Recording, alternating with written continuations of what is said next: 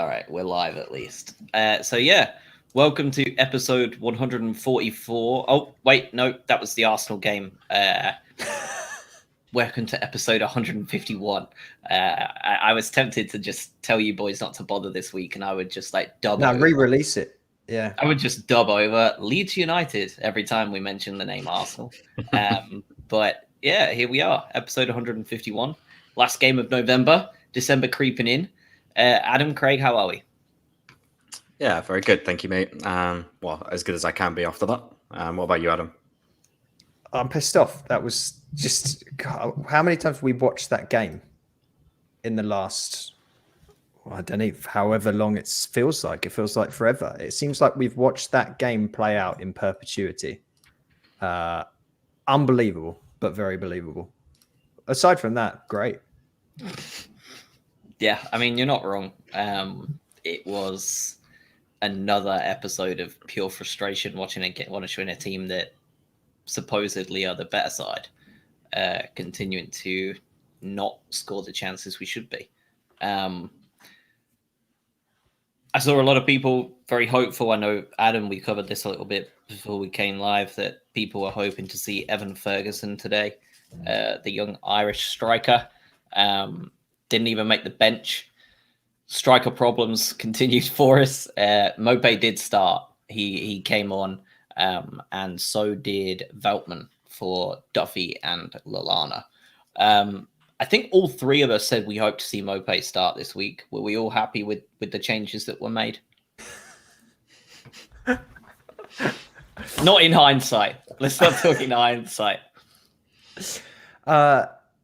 Here's where I was happy. I was happy to see us switch to four at the back. I prefer the way we play with four at the back. That might be a controversial statement, but every time we switch to it, whether out of necessity or because it's a tactical thing in the second half of a game or whatnot, I just prefer the way the team gels. I know it sounds a bit of a cliche.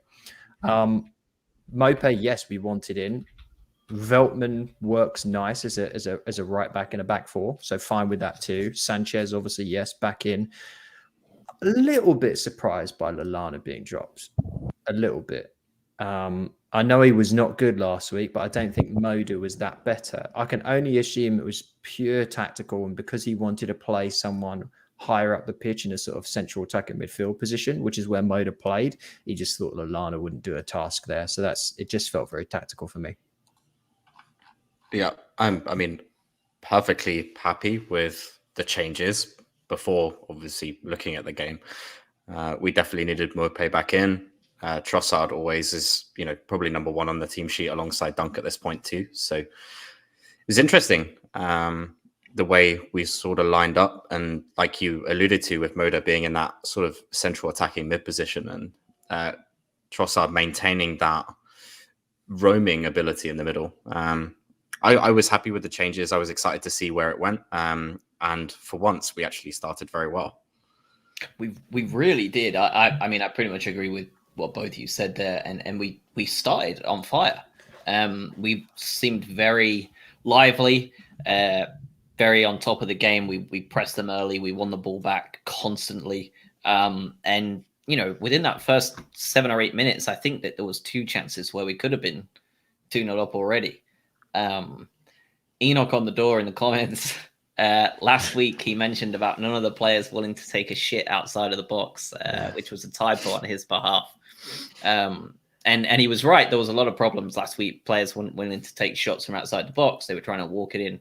And as he says, now apparently no one wants to take a shit from 6 yards. To be fair, Mopé took a lot of shits throughout this game. So he did what he said. Yeah, I think that's the key thing, isn't it? They weren't really shots; they were more literal shits. I think in that first 10, 15 minutes, we came away from the game with 4 shots already. One of them on target, 3 off target, and I think we ended up with about 1.9 xG. And I think that 0.8 or 0.9 of it came in the first 10 minutes from 2 really good opportunities. One from Jakub Moda and then another from Mopé that was just horrendous.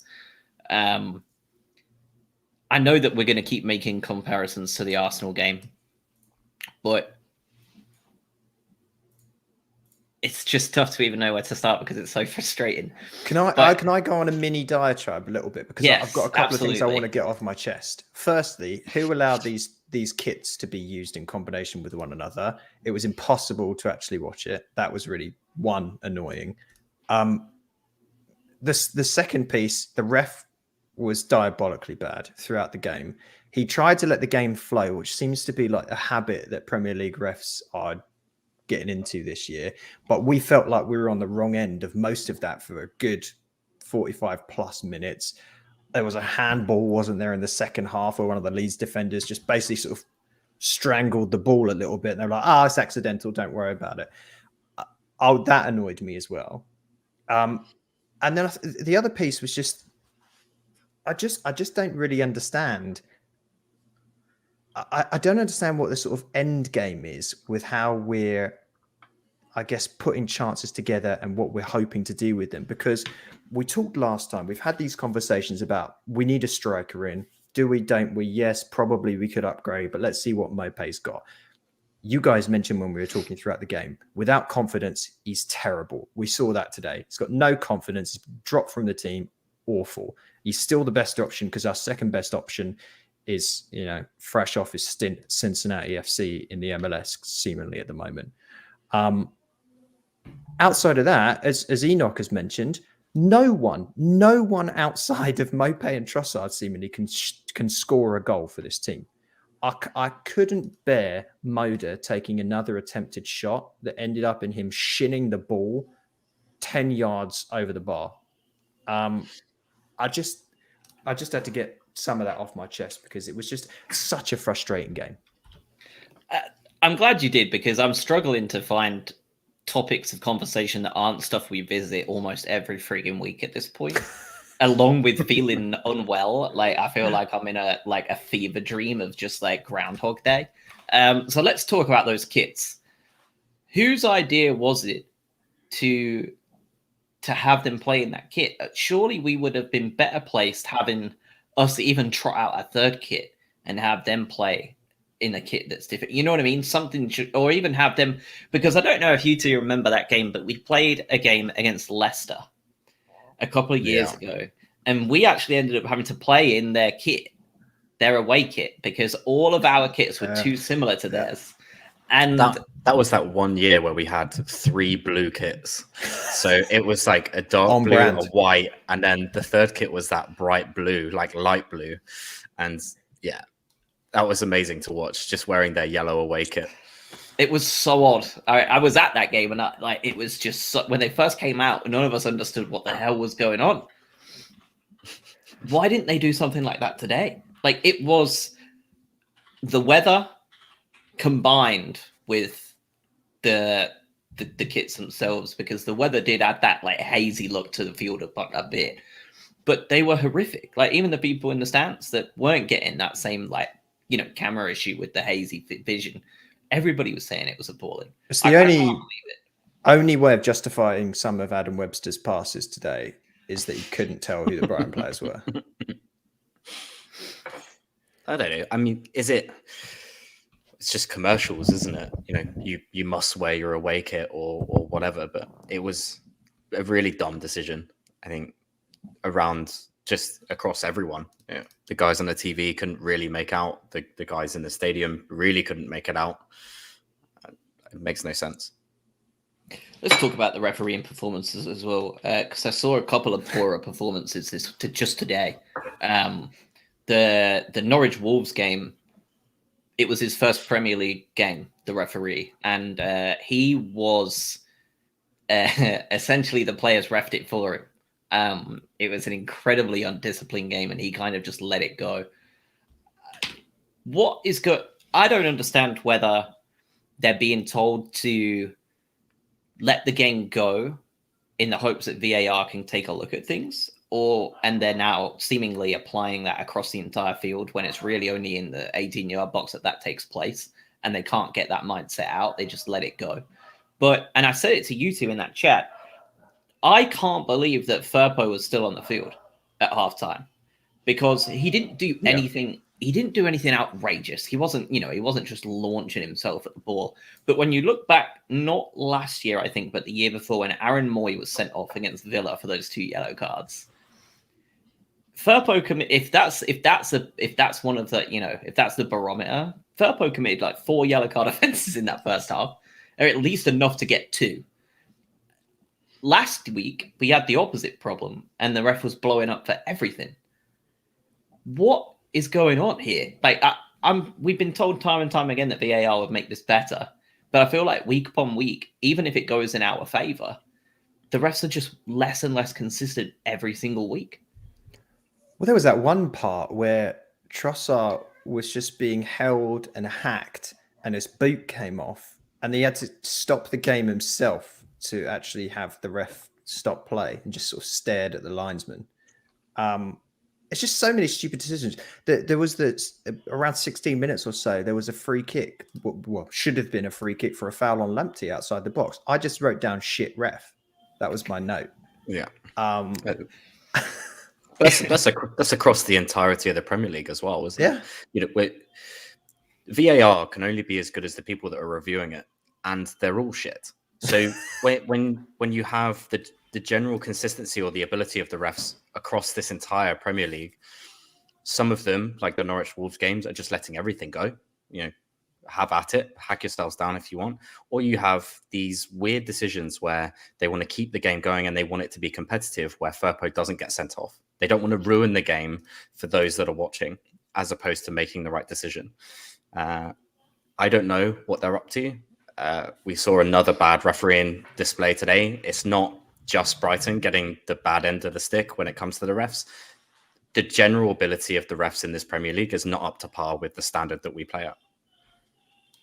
Yeah. And this one was, honestly, it was worse than Arsenal looking at the stats, because they were all starting to actually filter in fully with who scored and stuff. We had 57% possession today, massively better on just about everything in terms of dispossession, aerial battles, dribbles, success rate, all that stuff. 20 shots today. We had 14 shots off target. Yeah, that's your problem. Same on target as Leeds. Yeah. Right? 14 shots. Appalling. Tyler Roberts had the most shots for them. In the top 5 of shots taken, Mopé, Trossard, Moda, and Solly March are all in that top 5. What is going on? Like, it's just baffling to me, because I think a lot of people. I was speaking to one of my other friends in another group, and they said, "Is it just that Brighton have been found out and they're easy to play against now?" Before the game started today, and I said to him after 15 minutes, "There's proof that it's not a case of being found out, because with any half decent striker, we're 2-0 up already, and we're on our way to a decent 3, maybe even 4-0 win." Yeah. What you need, we either need midfielders that can score or a striker that can score, right? Because you need one to fill in the gaps if the other one's out of form a little bit. And Mopé, as we've seen, isn't firing on all cylinders. I'm not sure if he has any cylinders anymore. But then, okay, well, let's see who else can score. Trossard tries his best. And for me, Trossard put in a massive shift today. He was incredible. He even did a decent job defensively as well. There was times where he just held the ball for about 15 minutes. It was like he was being controlled by some sort of Gen Zer on FIFA. And he was just sort of twirling around and coming back yeah. But outside of him, well, you're playing Moda, an attacking midfielder, as an attacking midfielder. He can't really shoot. Lamptey can't really shoot. Basuma, we've seen what happens with him. Every now and then I'll smash one in the back of the net. But for the most part, Basuma's smashing them into one of the stands behind.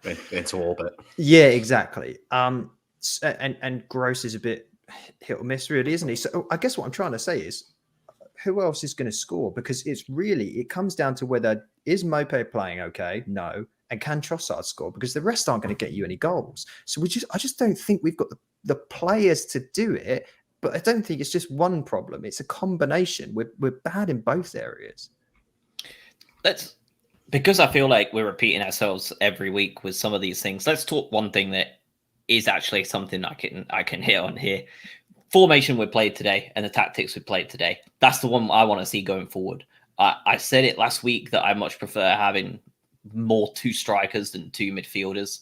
I thought that despite the shit show we had in front of goal, we at least had more issues in front of goal, as opposed to last week against Villa. We didn't really create anything because there was no one there. This is exactly the kind of formation I want to see going forward. Do you both agree that this is the answer as opposed to the other one? Yeah, 100%. Similar to what you just said as well, with the way that it works and the chances that it created, especially in the first 15, 20 minutes, it shows you that it works. And creating those chances. And we sat here last week talking about the lack of clear-cut chances that we have, and something needs to change in order to get those chances in the first place. We had them today, and if we take those 2 chances in the first 15 minutes, this is a very different conversation. Today was about not finishing those chances early doors and then not creating too much else in the rest of the game. A bit of huffing and puffing, but ultimately we need to take those chances. A game of fine margins, as we always say. So you take those, it's fairly easy riding from there on out. Leeds didn't cause us too many problems throughout the entire game. It's just a very different conversation if those are taken. Let's also talk players, because I feel like talking about the game itself is something we've talked about, again, like every other week.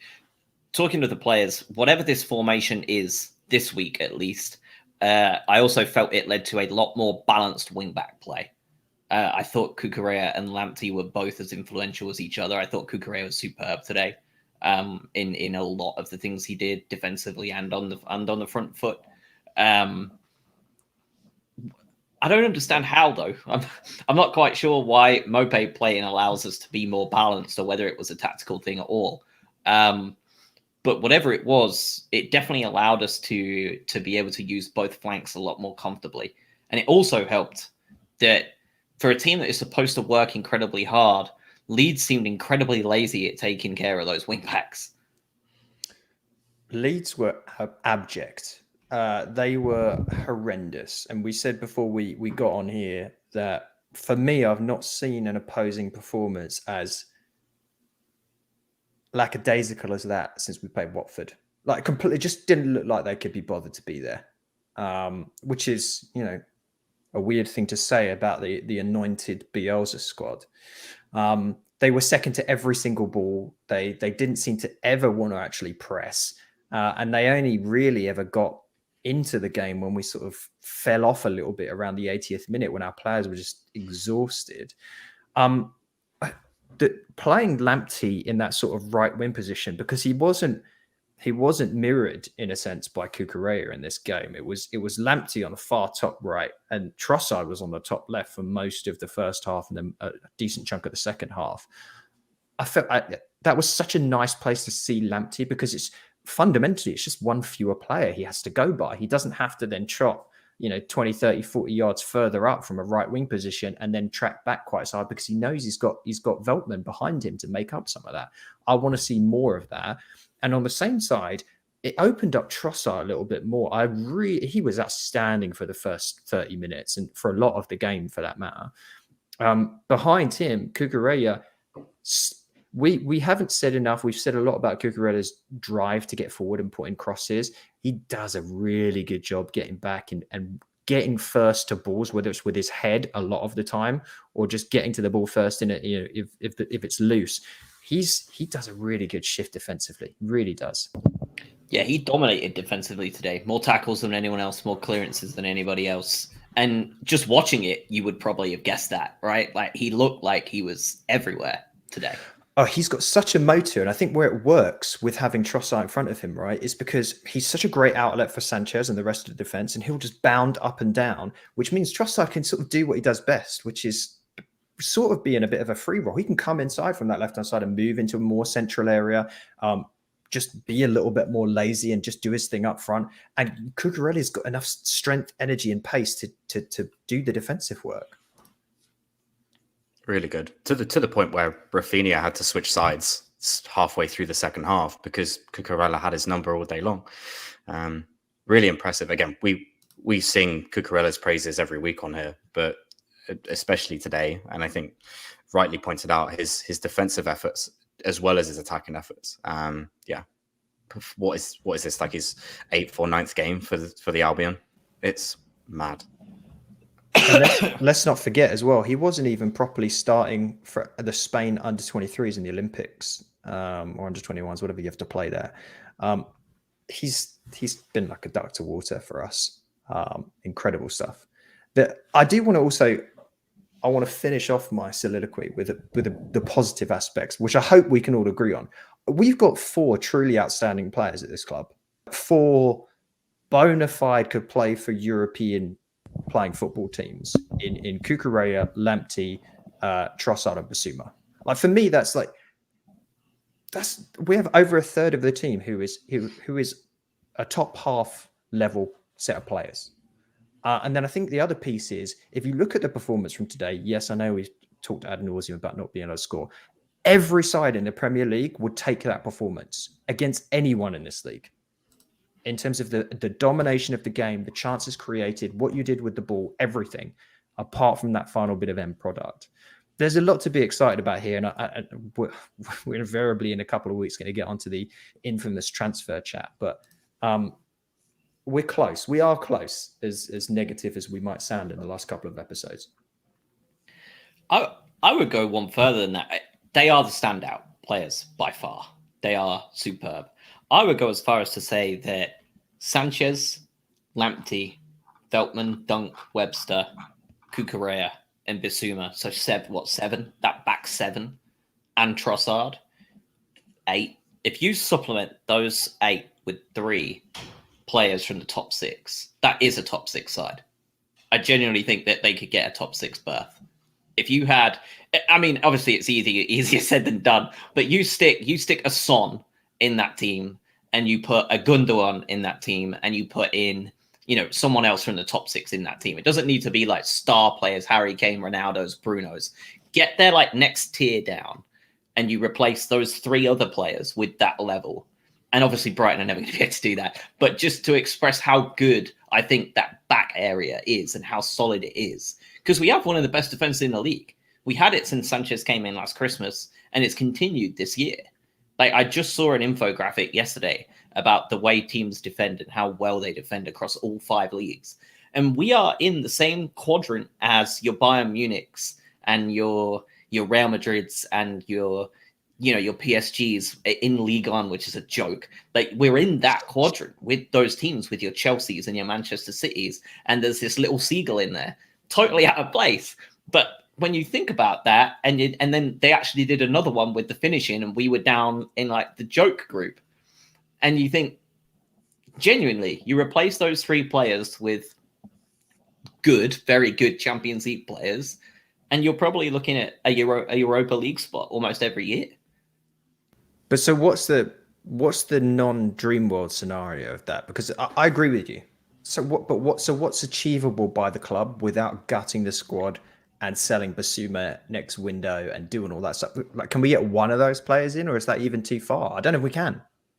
I think we can. I think that you replace Mopé with, I could list half a dozen Premier League strikers that score at least 2 of those opportunities today. They're affordable if we want to go out and do it. Who's under 40 million that we could bring in that could do a job, do you think? That's the tough thing in terms of right now. I don't know. Yeah. Yes, that's the issue, isn't it? That we're at this level where we do have a very good defense. Stats prove it, everything. Wouldn't change the defense for anything. But it's the chance creativity and the goal scoring that's an issue. And in order for us to get better in those positions, you need to go out and spend an outlandish amount of money in order to facilitate that. Now, Brighton as a club, you may need to sell one of your players to get that position. So, where does that come from? Are we willing to do that? And is there someone that's actually viable out there? It's clear from the murmurings around the club that you need to have this no dickhead policy. Bringing in a £40 million striker without an ego is also quite difficult to do. So where do we go with this? And more importantly, how do we get the confidence up in those strikers and that chance creativity to even make it to January? Because we've still got 7 more games before we even hit the January transfer window. So what changes from now to January, even if we are going to do business? Looking at I'm going to try and look at some of the players that were brought in the last year. Josh King, where he's playing at Watford. Could he do it? Could he have done a job? Callum Wilson definitely could have, and they didn't pay anything like 40 million for him. Yeah, well, Callum Wilson, of course. But he is also maybe not on the no dickhead policy. I understand that, because he seems to be a bit of a knobhead. But at the same time, like Craig said, like the problem comes with, you've got a lot of these strikers that come across as like butter wouldn't melt, but it comes out every now and again. People like Erling Haaland, absolute knobhead, actually, despite how nice he seems. He's an absolute dickhead. These top goal scorer type players, even Mopé, like he's an absolute dickhead on the pitch, and now he can't score anyway. So what's going on there? Connolly can't even make the bench. I'm assuming that the obvious long-term plan is all the work we've done in those 8 players that we've got that are very good and would start in most teams outside of that top 4, 5.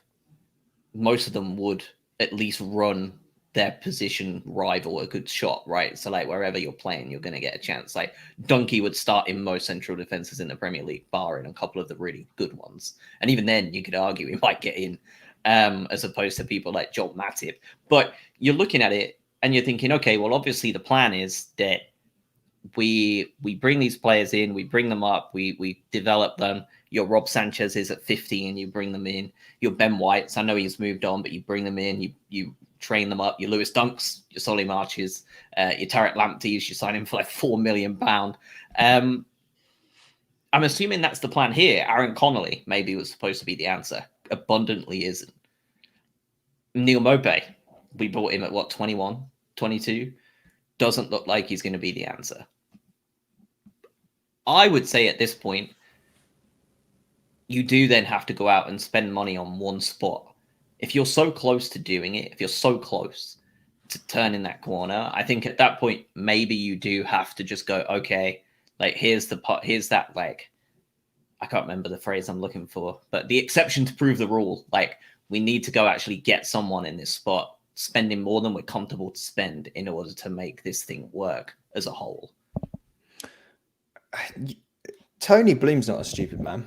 He has to, there has to be, after 1,000 of these performances, there has to be a point where we're just like, all right, let's stop messing around with trying to find Jurgen Locardias and Ali Reza Jahan Bashes and Florin Andons and so on and so on and so on. And so let's just buy someone, and it's going to be an annoying amount of money, and we're going to spend all of the Ben White money and more that we haven't already spent on TBD, Enoch and Wepu. I agree. I've been against this whole it has to be a centre forward, but for me, I don't mind if you're either buying a forward, or you're buying someone that could sit in the role that Moda played today, which he did well in terms of moving forward and running forward and making creative styles of play. He just can't finish. So let's sign someone there. My hope was that's McAllister, but he seems to have fallen out of favour as well. I'm really confused we didn't bring him on. But another one of those young players that you're excited to see, Sarmiento, came in, didn't get enough time, but hopefully we can find something more from the youth team here in addition to us opening the checkbook up. And when you do open the checkbook up, there's also that dual thing where you have a very good defense of 7 or so. And when you're talking about Basuma leaving, Lamptey as good as he is, Cucurella, there's got to be European teams sniffing around him, even in this short stint with us. You're then talking about, well, how do we get these players to stay, or how do we convince them that actually we are completely on board with getting to the next level as a club? When you start bringing on Jurgen Locardia in the 65th minute, and we're not too serious around, actually a goal scoring threat, from my opinion, then those players, your Lampteys and your Cucurellas, we're always going to be in the bottom 10 then.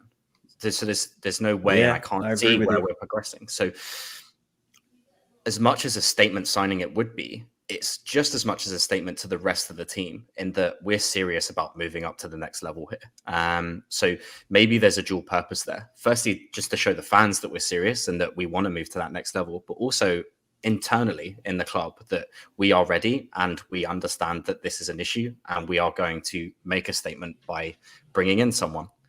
So we'll see.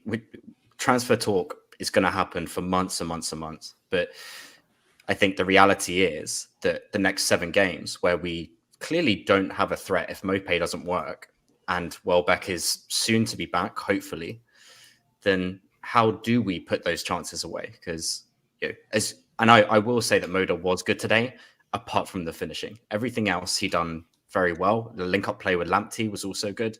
Finishing, way far off. He was the epitome of the team in a nutshell, Moda's performance.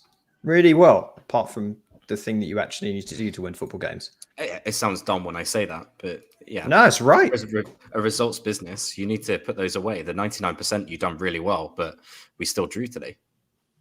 And you're looking at those players that you were just mentioning, those ones that can come in from slightly deeper, your Trossards, your Modas, your Lallanas.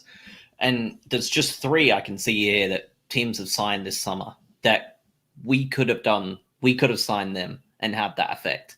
Maxwell Cornet for Burnley, playing very much plays pretty much the exact same role as Trossard did today.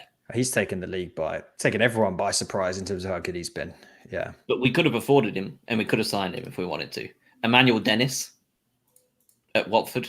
He's a scumbag though. Yeah. Yeah, but you know what I mean? Like he could have played that role. Could have been our scumbag. Hwang Hae-chan, the South Korean fella at Wolves. There's no reason, you know what I mean? We could have competed for that. If we're going to do that, spending the horrible amount of money that we maybe don't want to. He's also taken the lead by storm, 4 goals in 8 games already. That's the kind of thing we need to be going and getting. You've got to ask the point of we've signed Cucurella, which was an unbelievable signing, and people turn around and go, how did nobody else see that guy when he's as good as he is? How are these scouting teams not seeing it? And the general response is, well, Brighton's scouting team is excellent. And my response has always been, they are, until it becomes the final third of the pitch. And the recruitment team seems to just forget what they're doing, or like handing it over to like a tight team of raccoons, like I said before. Like, why are we so good at signing players all over the pitch? Because we've developed that 7 or 8 players like from those networks, and we can't do it in that spot where it matters most. And you're seeing teams around us strike on those players more often than we have. And some of these teams are shite, like objectively poorly ran. And they're able to find some of these players. Wolves aren't in that, because Wolves have a lot of that Portuguese stuff that like it's just dodgy. I'm sure that something may come out. It's full exploitation. Yeah, that's what they have. But the good news is that as we've said here, we don't need to rip everything apart. We have one very, very frustrating problem: the ability to score goals. Everything else, you have to look at this team and go above and beyond expectations in terms of this performance today and some of the performances that we've put out so far this season against sides that should be playing better. Sides come up against us and they say, I don't want to face Brighton again anytime soon. Apart from now, where you look at Brighton and you look at the last time we tasted victory, which was 1 month and 8 days ago, I believe, in the Premier League. 2 months. Was it 2 months? September, right? Yeah, it was September. September. Yeah. 2 months. 2 months and 8 days. That is relegation form. No matter how well you play and how much the guys on Match of the Day say, well, you play beautiful football and Graham Potter's a genius and he sleeps outside for homeless charities, which is great. But we need to score goals. We need to score goals. And I sat here last week as well saying it's not the only problem we have. I was half proven wrong today that we are creating chances against these sort of teams, and we set up very well today. Tactically, it was a very good job. The finishing was the issue today. So, is is it our only issue, or are we expecting our midfield to chip in with goals? Yes. So it is goal scoring, but is it purely the forward, or is it that we're just not chipping in from midfield? With Moda missing 2 chances, Trossard does as best as he can in the position that he's in, but we're not seeing the midfield chip in. And it brings me to my next point around set pieces, where we've completely gone off. Yeah, we said this last week. It's crazy, isn't it? Nothing. It makes no sense. There's no tactic anymore. They all stand around the penalty spot, and then it doesn't beat the first man. So clearly the set plays are also not working. So what's happening there in terms of the defense doing what they need to do, or at least having some form of attacking threat there? I saw all of the corners today, 6, 7 corners today. They didn't cause a single issue. Nope.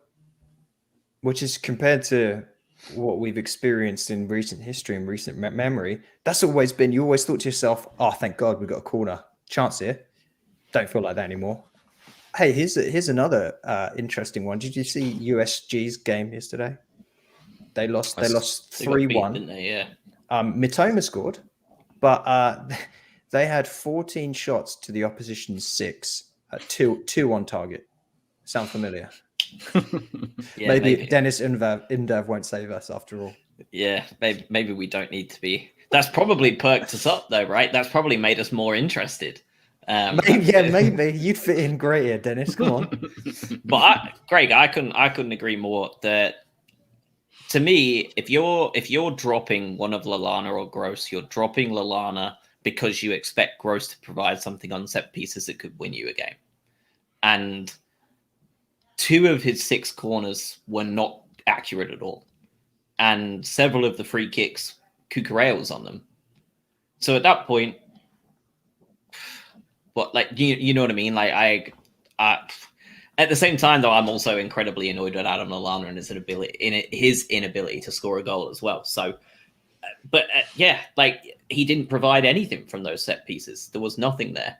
And I know a couple of people online have already said that's what happens when you don't play Shane Duffy. Well, I think we had 8 corners last week, and Shane Duffy didn't do anything with them either. So yeah, because teeny tiny Lewis Duncan and Webster and Adam Webster. Yeah.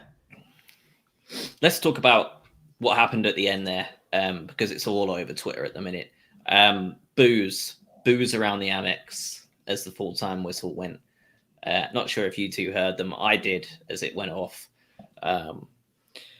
Graham Potter isn't pleased.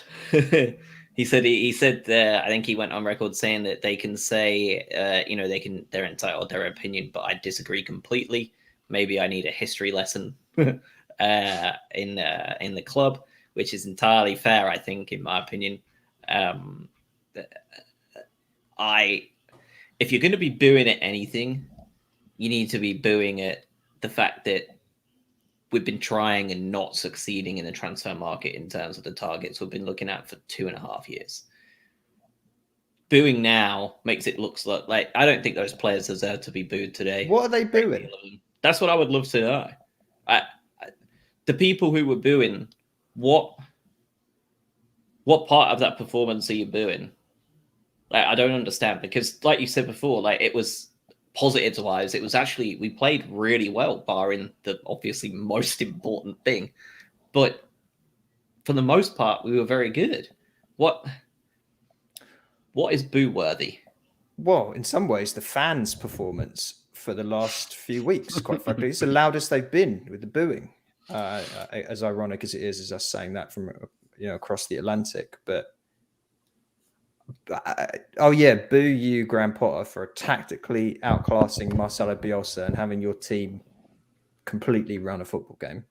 It's purely frustration, isn't it? Of course, we're frustrated here. When we came into this podcast with a bit of a cloud over our head after, we've seen this time and time again. And the fans that go week in, week out have seen this time and time again firsthand. God, keep witnessing just all these chances and no one can put the ball in there. That's frustrating, but you just look at it and you see a hell of a performance, a really massive work rate, especially from some of the younger players in the team. And they walk away and they think to themselves, I'm not sure what else we could have done in that game. And then they get booed by their home fans. shit. It's been a big topic of discussion over the last week or so as well. I think a lot of the social medias have picked up on the lack of support or maybe the lack of noise from the stadium. And rightly, I think it's frustration without hindsight, right? We can sit here, we can talk to each other and calm down a little bit and go, you know what, actually, we ran that game for 90 minutes. Leeds wouldn't have scored if they had another 90 minutes. So, what is so bad, you look at the league table. Obviously, the point spread is a lot closer now, but we're still up and around it. So it's frustration without hindsight. That it's an initial reaction that I don't think is warranted. But you can look at it from either side of the coin, though. We're now winless in 9, albeit we've drawn 6 or 7 of those, but we haven't won for 2 months. We run a game, we miss clear-cut chances. That is annoying. But hindsight is a beautiful thing. We can sit here and go, actually, we ran the game and it wasn't so bad. Yeah. Man of the match. We have to pick one. And honestly, do you know what? There are a few that deserve it, so it's not so bad. Yeah. There have been some weeks where we've had to talk about man of the match after a performance that we pretty much say the same sort of stuff as we're saying today, but out of frustration, we feel like no one deserves it. I feel like there's a fair few that do deserve it today. I feel like there's a lot of players that played really well today. So, Craig, who you got? Trossard for me. The way that he's come on leaps and bounds with this season and the shift that he puts in, Adam said earlier, defensively and offensively, holding up the ball, creating and being able to carry the ball in that way. I thought he was really good. Before I do forget completely, an honourable mention to Solly March, who I thought was going to be a very negative substitution, ended up having 2 very good chances and changed some things in the last 10 minutes. He did exactly what he needed to do, came on, was an impact sub, just didn't work out. I'm not saying man of the match worthy, but normally, and I think the last game where we took Lamptey off for March, it was our untimely downfall. This time, it seemed to give us a little bit of added impetus, which was actually good to see. There's a lot of Solly March bashers out there, so I want to get that in before I forget. Toss up between Trossard and Lamptey. I think Trossard does win it for me as well, but God, I think I put in my notes somewhere early on, just Lamptey causing all sorts of problems. Firpo needs to be really careful. And as Josh alluded to earlier on, Firpo could have been in the bath, if we still use that analogy, very early on in that game. He's so electric, and his speed causes so many problems, but it's not just his speed. I think it's easy to disregard him to just say he's a speed merchant and whatever. Some of his intelligence in terms of when he times his runs, and then the ability for some of our other players. Moda played in a really fantastic through ball to him that meant Lamptey could put in a cross for one of the many crosses that no one actually finished. He's just a really tremendous player. Unbelievable that we were able to sign him. Unbelievable. And for the price as well. It's even funnier. I think Lamptey gets it for me, just because I think he was our most obvious route to goal. Neil Maupay a close second, of course, for man of the match today. But no, I thought Tarek was really good. It's just so nice to have him back. I do wonder if this decision to play him a bit further forward, albeit tactical, is also a way of prolonging that hamstring of his, or at least just not working it as hard because he's not having to bomb up and down from 18-yard box to 18-yard box. He's allowed to do it where he's most dangerous. And with Veltman behind him, like you said, like that's a heck of a player to have behind you, both defensively and technically, because he can play a pass as well. Josh, I think he might be our best right winger now as well, though. I think he's that good. He's playing out of position. I think he's probably our best right winger. Yeah, I would agree with that. I mean, it's almost like the Cornet fella at Burnley. I think they signed him up to be a left back, and he's now their best attacking winger in the squad. Similar kind of impact, and I think with a different striker up front, I think that, and not just a striker, because like you said, Moda missed that chance too. and he should have at minimum been Which getting one? that on target too. The one about 4 minutes in, but he should have been scoring at least. He should have been hitting the target at minimum. That's all I want, really. Like, at least hit the target. Like, if he saves it, like, because we've seen that a few times, especially under Houghton, where like we actually did dominate every 23 games, and like Glenn Murray has like an absolute masterclass, and someone in goal is like pulling off like Ballon d'Or level world saves, like, and you're like, well, okay, what are you supposed to do? I think it was the Stoke game. There was one of them that was a Stoke game, and like I think we ended up drawing 1-1, but like their keeper was on an absolute madness. Josh is just getting his Omicron variant out. Yeah, I'm sick. So yeah, for me, Tarek Lamptey, that's all I've got. There's just a quick note on what you said there, because look, there's a reason that we Brighton and Hove Albion have the ability to sign some of the players like a Jakob Moder. If Jakob Moder could shoot, he doesn't play for Brighton and Hove Albion right now. Right, he's a Poland international. He does a ton of things really, really well. If he could smash the ball into top bins week in and week out, well, he's a Europa League side already. So we have to manage our expectations a little bit there. And Mopé, that chance, the chance where they called it for a foul when he walked past the defender and the light breeze caused the defender to fall over, and it whistled it dead, but not before Mopé just skied it one-on-one with the keeper. It just shades of Alvaro Morata for me. I just hope he has the self-confidence and self-belief to recover, because we've seen strikers in the past that can get into some of these funks that it feels like it's only been a few games. And that turns into a season, and then he picks up an injury, and then and it just fizzles out. I just hope that doesn't happen. Yeah, that's the worry. We saw he was off to a blinder last season as well. Got his 8 goals in the first quarter of the season, and then got next to nothing for the rest. So unfortunately, it seems like a little bit of a pattern there. I unfortunately don't have my hopes up too high. I hope he can, because it's in there somewhere, and we've seen it. It's the consistency, and again, levels of expectations. If he was doing it on a consistent basis and he was scoring 20 goals a season, he wouldn't be at Brighton and Hove Albion. That is exactly it. Yeah. When is Welbeck meant to come back from injury? I don't think anybody really knows. They said that he may be back in training already, but at the same time, if it's a hamstring injury, that was a bad one. I thought they said he required surgery, so I don't really know. Yeah. West Ham next, though. They play Manchester City tomorrow. It's a lot of work they're going to be putting in tomorrow with a day's less Wednesday rest. game, isn't it, for us? Yep. Yeah, the games are coming real thick and fast now. You got, I think I read somewhere like you got an average of like 17 games a week now until the new year. Take that. So, yeah. So West Ham on Wednesday. Like I said, they've got a day less rest and they're playing Manchester City. West Ham, very good side, obviously.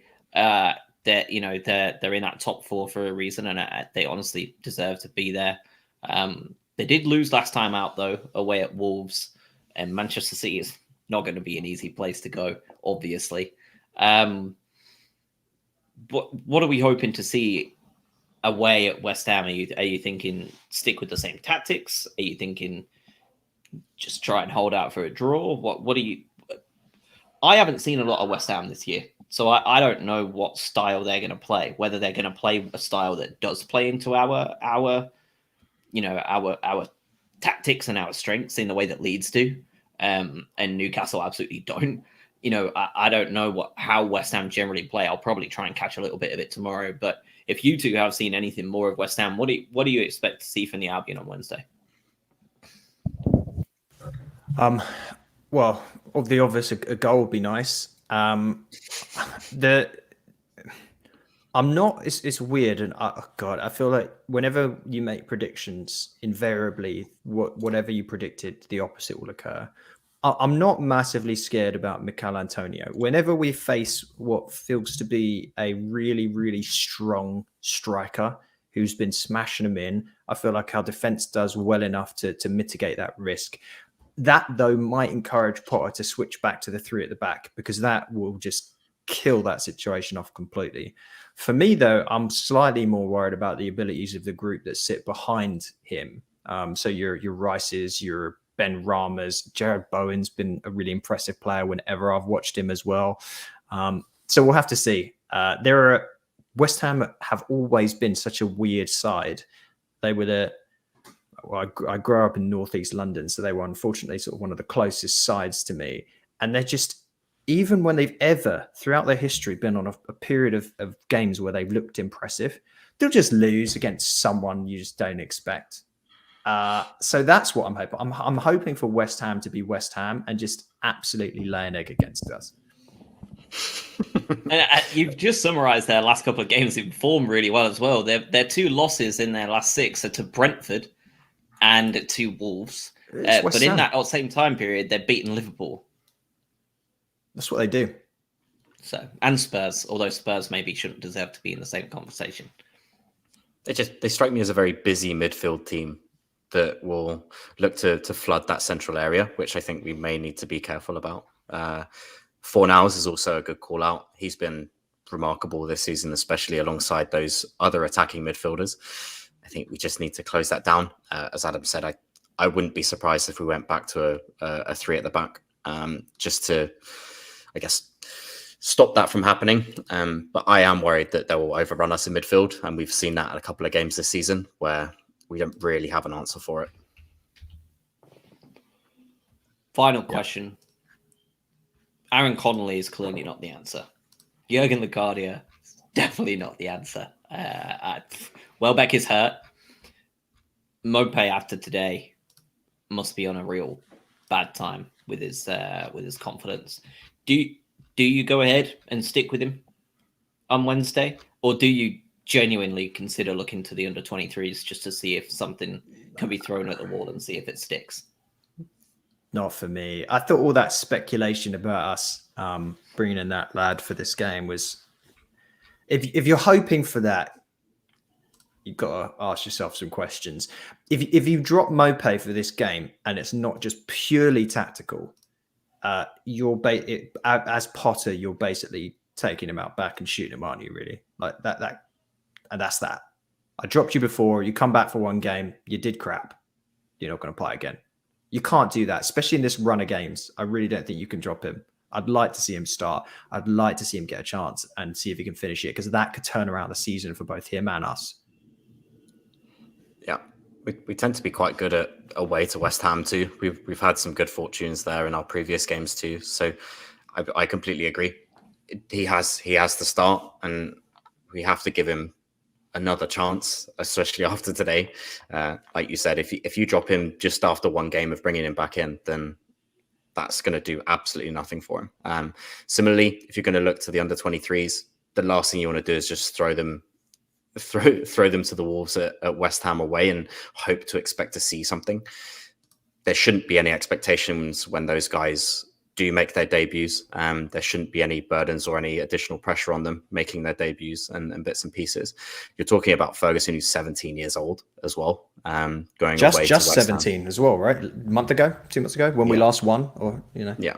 And to your point as well, if that is your next best alternative, then you need to have a talking to. We do need to start with Mopé, I think. We will change something in the midfield to try not to be overrun. I'm expecting a back 3 and 3 in the middle alongside Trossard as that one in behind Mopé. That's what I expect. But yeah, that's a tough conversation to have with Mopé, isn't it? Yeah, I would do the same. I would start him. I would make one change for the West Ham game. Pascal Gross onto the bench and Mwepu in if he's fit and ready. He clearly should be, right. He's on the bench. Even if he can only go for an hour, I think that's the change you make to add some of that power and dynamism in the midfield that can really cause problems to their midfield group. You got Amoda, Basuma, and Mwepu midfield 3 is, that sounds good in prospect. So you got 3 dynamic midfielders. that may help with the amount of busy midfielders, but we'll see. I'd bet a lot of money it's Lallana that comes in. A lot of money. Sarmiento. I enjoyed watching Sarmiento again today. He only had a couple of touches of the ball, but every single time he did, he went forward and went forward fast. I think he's really only going to be an impact substitution for a while yet, but I really liked the look of him today. I thought that everything that I liked about him in the League Cup, he seemed to translate immediately in like 12 minutes of football in the Premier League. So that was nice to see as well, I think. I feel bad for Taylor Richards, who seems to have been completely missed, and Sarmiento's gone one above him straight away. I'm not sure what the story is there, but it's good to see. Playing international football, isn't he? And doing well. Yeah. It has to be it. True. He is electric though, isn't he? In terms of how he can get the ball, and just especially whether you're hunting for a goal or a team's pushed up. He had a really nice. I don't know if it was counted as a counter attack, but it felt like one. And he just glided out and just carried the ball. And I think eventually it went to Solly March, who just tried to do a reverse pass to nothing. But he has that ability of South American footballers. He's very slight, but he knows how to use his body weight well and turn away and into challenges so that he gets on the side of the refs. He's going to be exciting for us. It might not be this season, as you say. It might be just 10 minutes at the end of a game. But there's worse players to have coming through your academy than him. It's that pressures off mentality too. When you bring Sarmiento on at 78, go make a name for yourself. There's no pressure here. Just try and find something. That's exactly how he's being used, and I'm all for it. Anything else from you both before we wrap up today? I've got nothing else. Two quick things. Well, just what's left in my head from this game. I'm worried about Adam Webster. It's a couple of games now where he has made some really horrible, uncharacteristic mistakes, positioning, passing, and it's caught us out against some other sides that will be even worse. On a more positive note, Sanchez was faultless today. Not a single part of the game where I looked at his performance and said, "Oh, don't do that." Really, really well. So that was also nice to see. I think that's all I had. Yeah, I agree on the Webster front. Weakest of the three. My own head, I saw Veltman in the back three and I thought immediate yellow card, but he was really good today. Surprising to see Webster the weakest of the three today. Yeah. Good stuff. Short turnaround. We will probably have an awful lot to talk about in 3 days' time. So I will let everybody go. Thank you for joining us. And yeah, I'm not sure whether we will do one midweek or whether we will do like a dual response on the two games come the weekend. So we will speak to you all at some point in the next 7 days and have a good one. Thanks for listening, everyone. Hope everybody had a good Thanksgiving in the US. Yes.